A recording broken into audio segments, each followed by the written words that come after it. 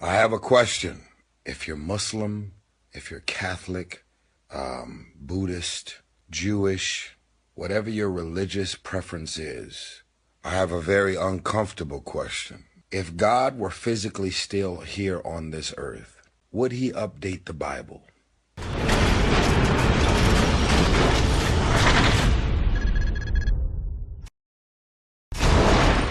Assalamu alaikum warahmatullah.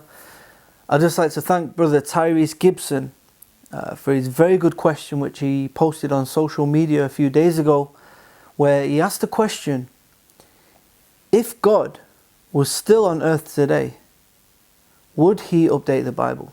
Now I know that Tyrese, you're a Christian.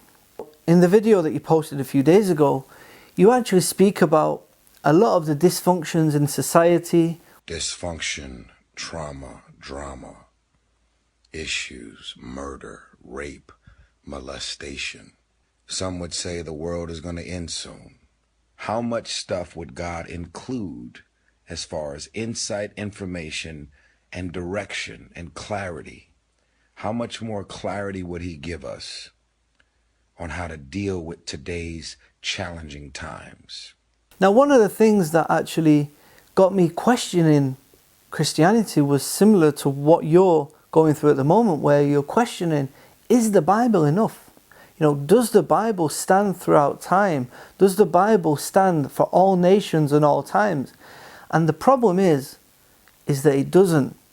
Now I want to share with you some of the points which led me to put the Bible down and then to pick the Quran up and to look into the Quran to see if the Quran is what it claims to be. Now, first of all, I just want to speak about the two perspectives of the Bible and the Quran. Now, many people don't really know this, but the Bible is a collection of writings by different men about the prophets, okay? So if we look at the New Testament, for instance, it's a collection of writings by people such as Matthew, Mark, Luke and John and various other different authors speaking about Jesus, peace be upon him.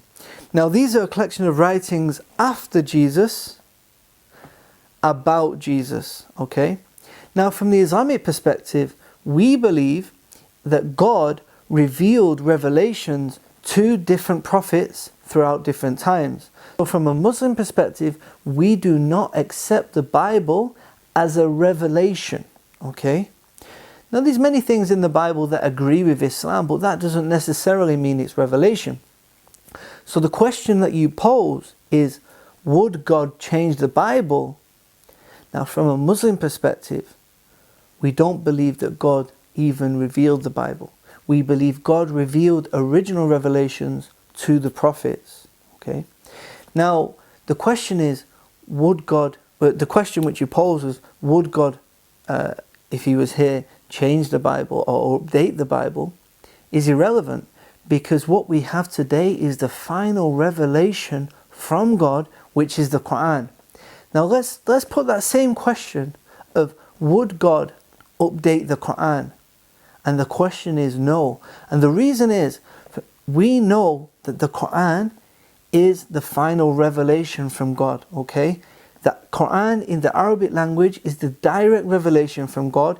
It's been fully preserved for 1400 years. We have many non-Muslim scholars which actually state that the Quran is fully preserved for 1400 years. Now it's interesting because the Prophet Muhammad, peace be upon him, he mentioned many prophecies of signs of the last day.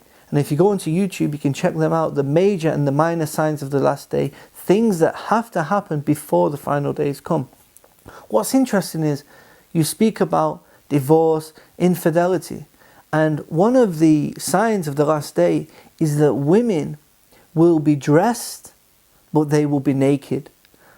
And when we see today, we see the way women dress in a non-modest way, we can see that almost they're naked.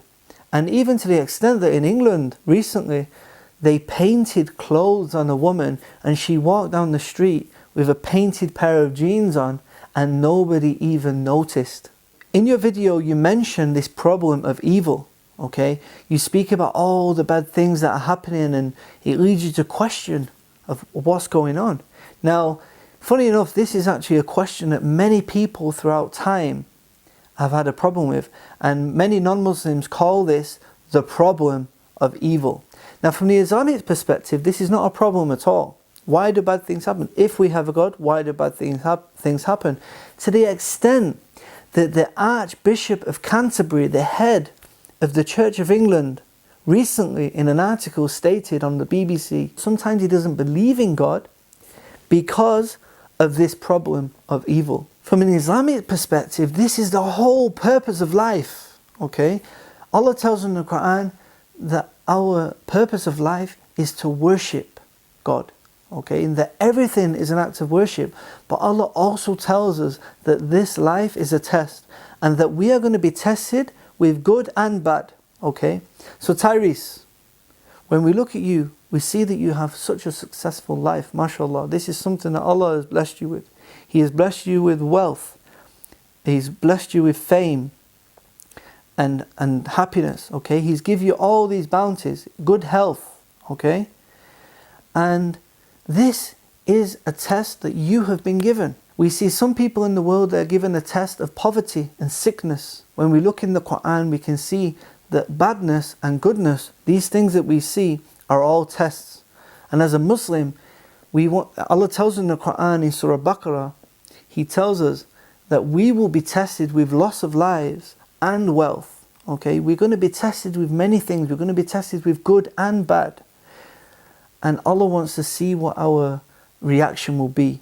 And Allah tells us that the ones who are patient, the ones that say, to Allah we belong and to Him we will return, those are the successful ones. Subhanallah.